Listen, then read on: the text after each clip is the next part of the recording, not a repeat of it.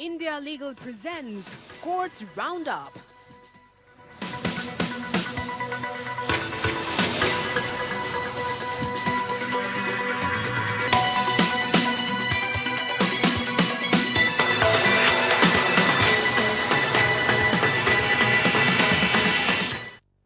नमस्कार, आपका स्वागत है और आप देख रहे हैं हमारी खास पेशकश कोर्ट्स राउंडअप। मैं हूं आपके साथ नेहा दुबे। इस बुलेटिन में अगले आधे घंटे हम आपको कोर्ट से जुड़ी तमाम छोटी बड़ी खबरों से करवाएंगे रूबरू। कोर्ट की कार्रवाई और सुप्रीम कोर्ट से लेकर हाई कोर्ट्स और लो कोर्ट्स तक के फैसलों को रखेंगे आपके सामने। तो आइए शुरू करते हैं courts roundup. India Legal presents Courts Roundup.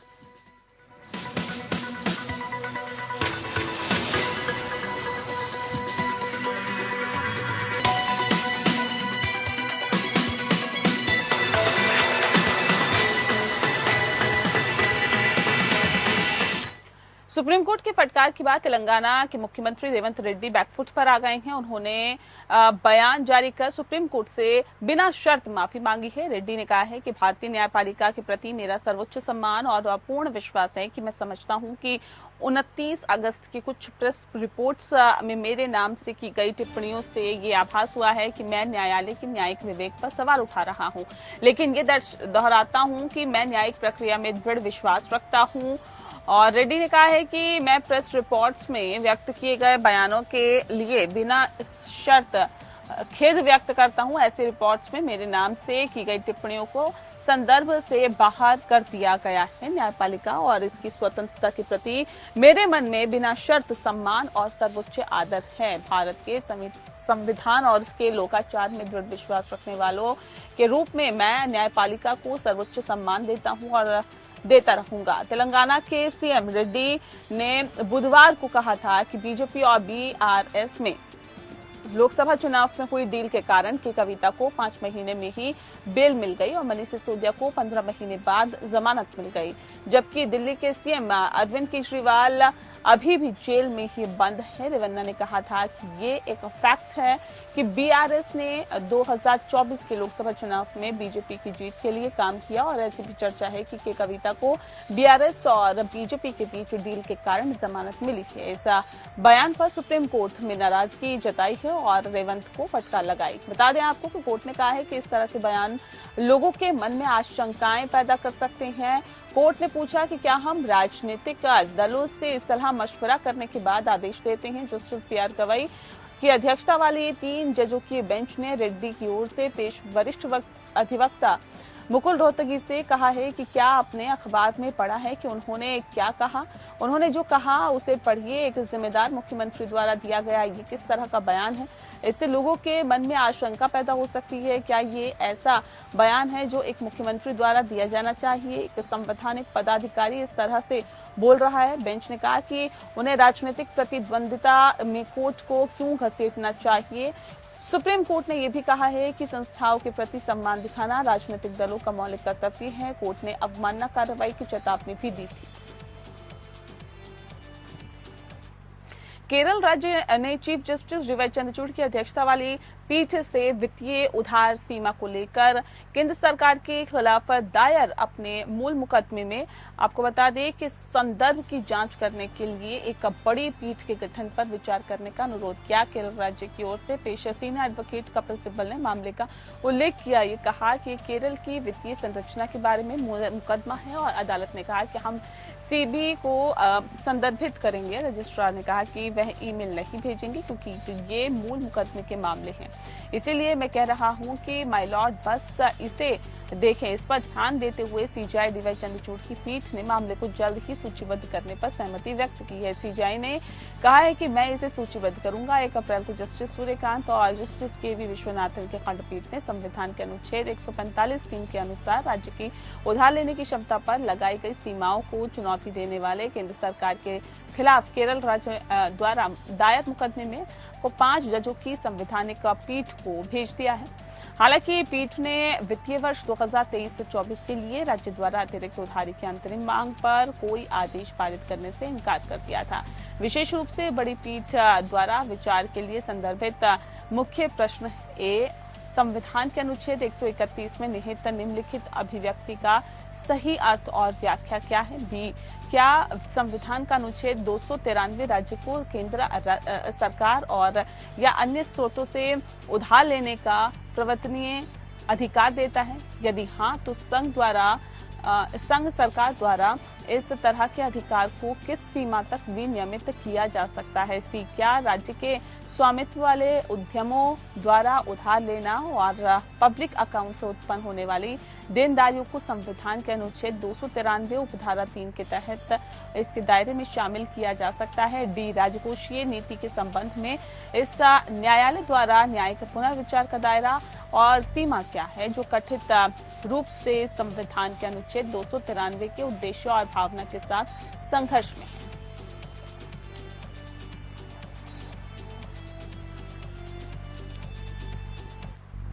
Supreme court ने दोहराया कि ये नहीं माना जा सकता विवाह के समय दिए जाने वाले दहेज और पारंपरिक उपहार दुल्हन के सास ससुर को सौंपे जाते हैं।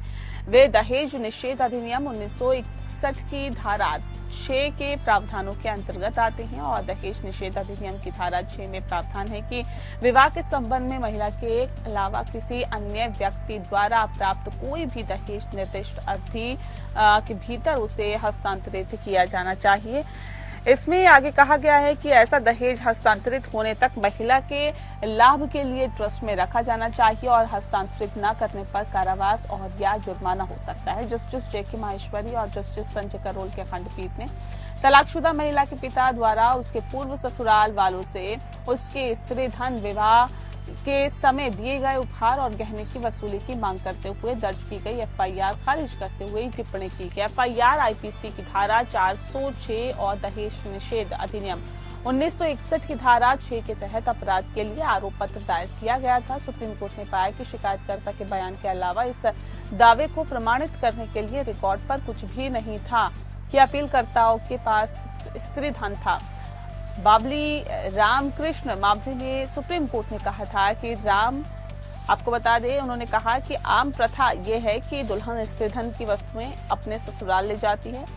कोर्ट ने बताया कि बेटी और उसके पूर्व पति के बीच अलगाव समझौते ने तलाक के समय व्यक्तिगत सामान के बंटवारे सहित सभी मुद्दों को स्पष्ट रूप से हल कर दिया था और समझौते में एक खंड शामिल था जो दोनों पक्षों को किसी भी आगे के दावे से मुक्त करता था और इस प्रकार दहेज निषेध अधिनियम की धारा 6 के तहत आरोप नहीं बनता है।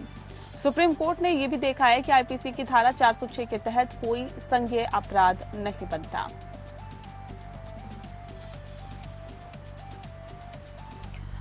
और अब आइए इंडिया लीगल के वेब रिपोर्टर से समझते हैं कि स्त्रीधन और दहेज में आखिर क्या कानूनी फर्क है।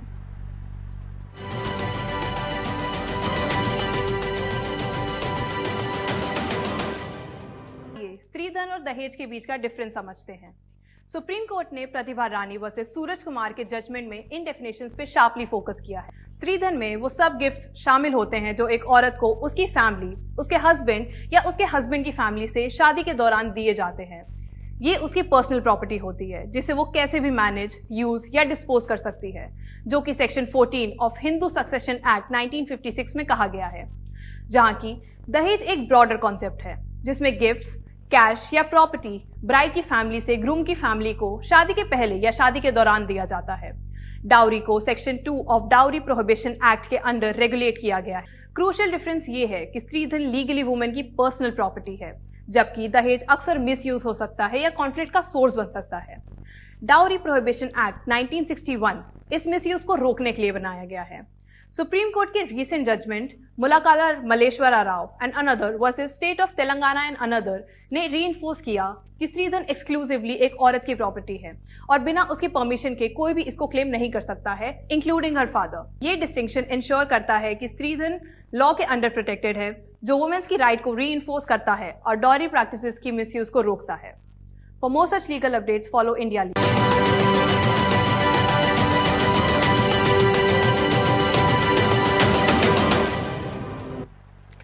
वहीं सुप्रीम कोर्ट ने जम्मू कश्मीर के पूर्व मुख्यमंत्री उमर अब्दुल्ला और उनकी पत्नी पायल अब्दुल्ला को सुप्रीम कोर्ट मीडिएशन सेंटर में मीडिएशन के लिए जाने का निर्देश दिया है। उमर ने तलाक की याचिका दायर करते हुए तर्क दिया कि पायल के साथ उनकी शादी पूरी तरह से टूट चुकी है। उमर अब्दुल्ला और पायल अब्दुल्ला की शादी 1 सितंबर 1994 को हुई थी। वे वर्ष 2009 से अलग रह रहे हैं। उनके 2 बेटे हैं। उमर ने शोध प्रबंध और क्रूरता के आधार पर फैमिली कोर्ट यानी कि हाई कोर्ट का दरवाजा खटखटाया था। हालांकि कोर्ट ने 30 अगस्त 2016 को तलाक की उनकी याचिका खारिज कर दी और क्योंकि वे ये साबित नहीं कर पाए कि उनकी शादी पूरी तरह से टूट चुकी है, उमर ने इसे दिल्ली हाई कोर्ट में चुनौती दी। दिसंबर 2023 में जस्टिस संजीव सचदेवा और जस्टिस विकास महाजन की खंडपीठ ने फैमिली कोर्ट का आदेश बरकरार रखा था।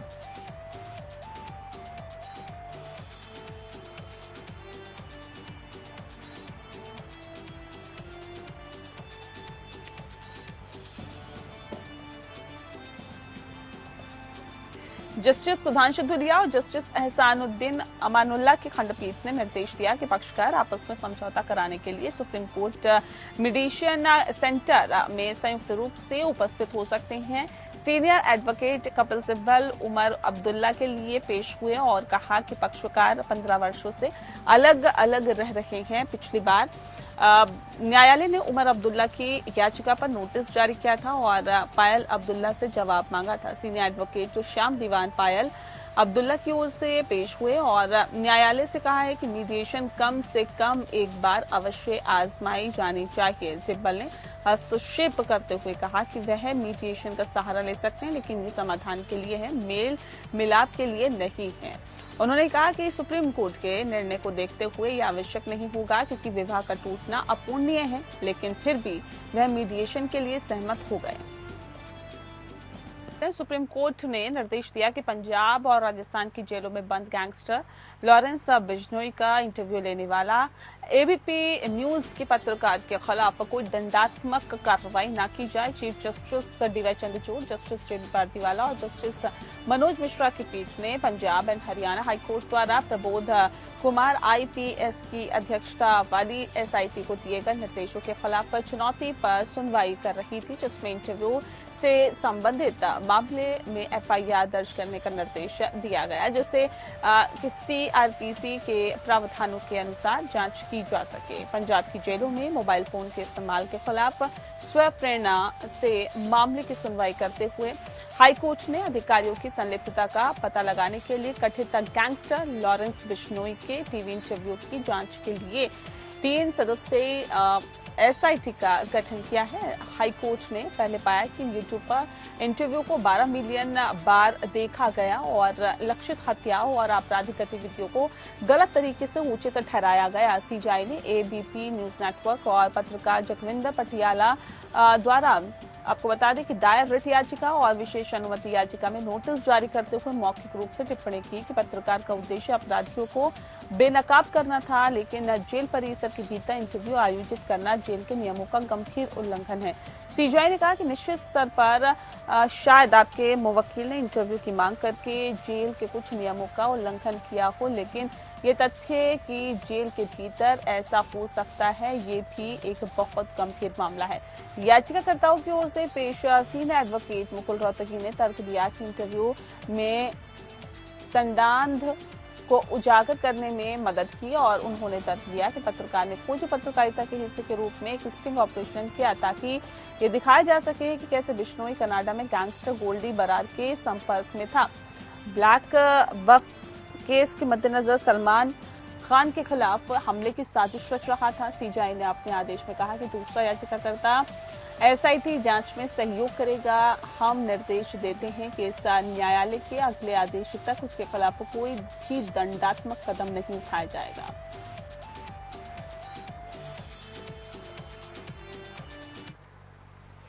अमेजन प्राइम वीडियो के तांडव के निर्माताओं द्वारा धार्मिक भावनाओं को ठेस पहुंचाने के आरोप में 6 शहरों में दर्ज एफआईआर को एक साथ जोड़ने और ट्रांसफर करने के लिए दायर याचिकाओं की सुनवाई के दौरान सुप्रीम कोर्ट को बताया गया कि उत्तर प्रदेश में लंबित मामले बंद हो गए हैं। जस्टिस बीआर गवई और जस्टिस केवी विश्वनाथन की खंडपीठ ने मामले की सुनवाई की और कर्नाटक और हिमाचल प्रदेश राज्यों को पक्षकार बनाने की अनुमति दी, जहां वेब सीरीज से संबंधित मामले लंबित बताए गए हैं। बता दें आपको कि अमेजन प्राइम वीडियो के तांडव की निर्माताओं द्वारा धार्मिक भावनाओं को ठेस पहुंचाने के आरोप में 6 शहरों में दर्ज एफआईआर को एक साथ जोड़ने और ट्रांसफर करने के लिए दायर याचिकाओं की सुनवाई के दौरान सुप्रीम कोर्ट को बताया गया कि उत्तर प्रदेश में लंबित मामले बंद हो गए हैं। जस्टिस बीआर गवई और जस्टिस केवी विश्वनाथन की खंडपीठ ने मामले की सुनवाई की और कर्नाटक और हिमाचल प्रदेश राज्य को पक्षकार बनाने की अनुमति दी, जहां वेब सीरीज से संबंधित मामले लंबित बताए गए।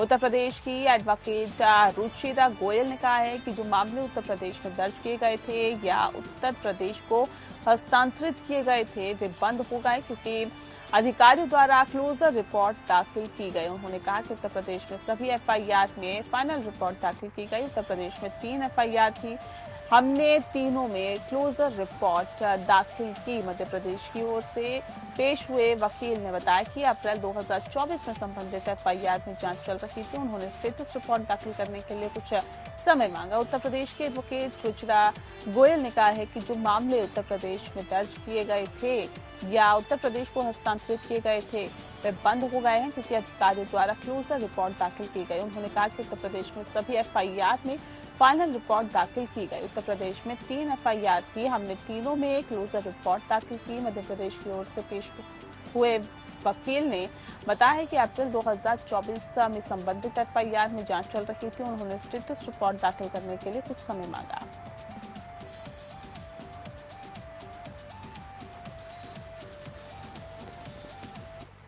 दिल्ली हाईकोर्ट ने दिल्ली नगर निगम के जोनल कमेटी और स्थायी कमेटी के चुनावों को टालने की मांग वाली आम आदमी पार्टी के पार्षदों की याचिका खारिज कर दी है। जस्टिस पुरुषेंद्र कौरव की बेंच ने कहा है कि इस म्युनिसिपल सेक्रेटरी के नोटिस पर हस्तक्षेप करने से इनकार कर दिया है। याचिका आम आदमी पार्टी के 4 पार्षदों तिलोत्तमा चौधरी, आशु ठाकुर, रमेश चंद्र और प्रेम चौहान ने दायर की है। दिल्ली हाईकोर्ट ने एमसीडी वार्ड चुनाव में हस्तक्षेप करने से इनकार किया। साथ ही कहा कि कोर्ट ने कहा है कि हमारा काम तय करना नहीं है, चुनाव कब होगा ये काम कॉर्पोरेशन कमिश्नर का है। साथ ही चुनाव में भाग लेने के इच्छुक हर उम्मीदवार की स्थितियों को देखते हुए चुनाव निर्धारित नहीं किया जा सकता। वहीं याचिकाकर्ता ने हाईकोर्ट से कहा है कि नॉमिनेशन और चुनाव के बीच कम से कम 7 दिन का अंतर होना चाहिए। इसके अलावा मेरी सास की तबीयत ठीक नहीं है, इसीलिए दिल्ली से बाहर हूं और आज ही नॉमिनेशन के आखिरी दिन है और इन सब स्थितियों को देखते हुए कोर्ट से चुनाव के नॉमिनेशन की अंतिम तारीख 2-3 दिन बढ़ाने की मांग कर रहे हैं। फिलहाल याचिकाकर्ता ने दिल्ली हाईकोर्ट से अपनी याचिका वापस ले ली। याचिकाकर्ताओं की ओर से वकील अदनान यूसुफ ने कहा है कि 18 महीने की देरी के बाद दिल्ली नगर निगम में वार्ड कमेटी और स्थायी समिति के सदस्यों के चुनाव का संबंधी नोटिफिकेशन 28 अगस्त को जारी किया गया था। नोटिफिकेशन के मुताबिक वार्ड कमेटी के चेयरमैन और डिप्टी चेयरमैन के साथ स्थायी समिति के सदस्य का चुनाव 4 सितंबर को होना है। इन चुनावों के लिए नामांकन की आखिरी तारीख आज यानी कि 30 अगस्त है। नामांकन की तारीख पर सवाल उठाते हुए आम आदमी पार्टी के 4 पार्षदों ने याचिका दायर की थी।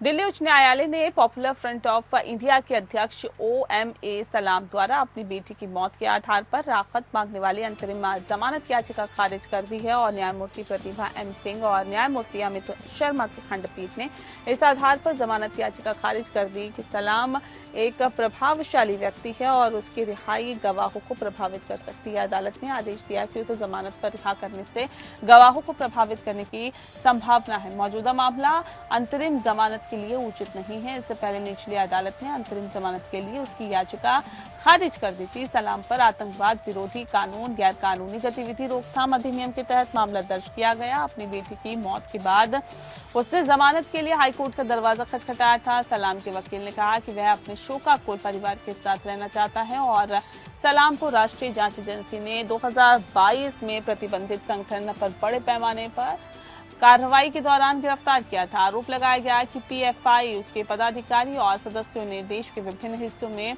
आतंकी वारदातों को अंजाम देने के लिए धन जुटाने की आपराधिक साजिश रची और इस उद्देश्य के लिए अपने कैडर्स को प्रशिक्षित करने के लिए प्रशिक्षण शिविर आयोजित कर रहे थे। उन पर अपने सदस्यों को आतंकवादी गतिविधियों के लिए तैयार करने और उन्हें प्रशिक्षित करने के लिए प्रशिक्षण शिविर आयोजित करने का भी आरोप लगाया।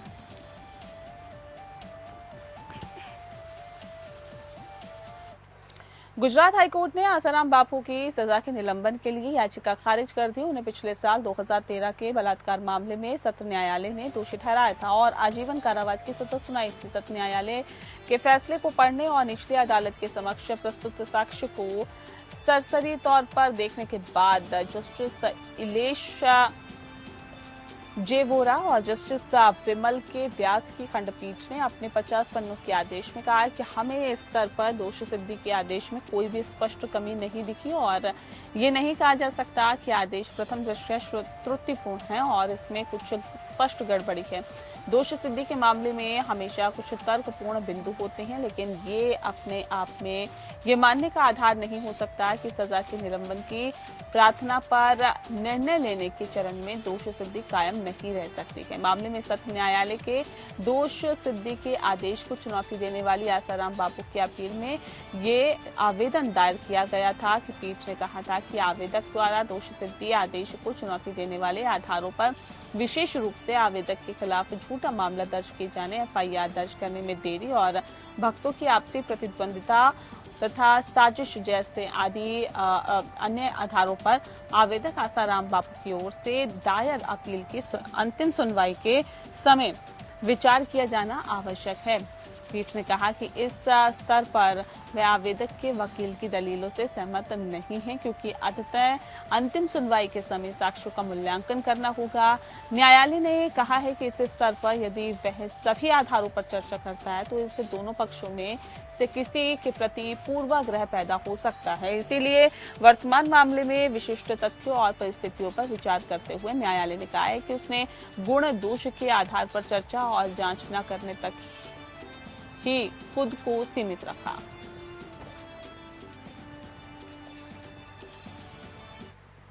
और इसी के साथ बुलेटिन में फिलहाल इतना ही। नमस्कार।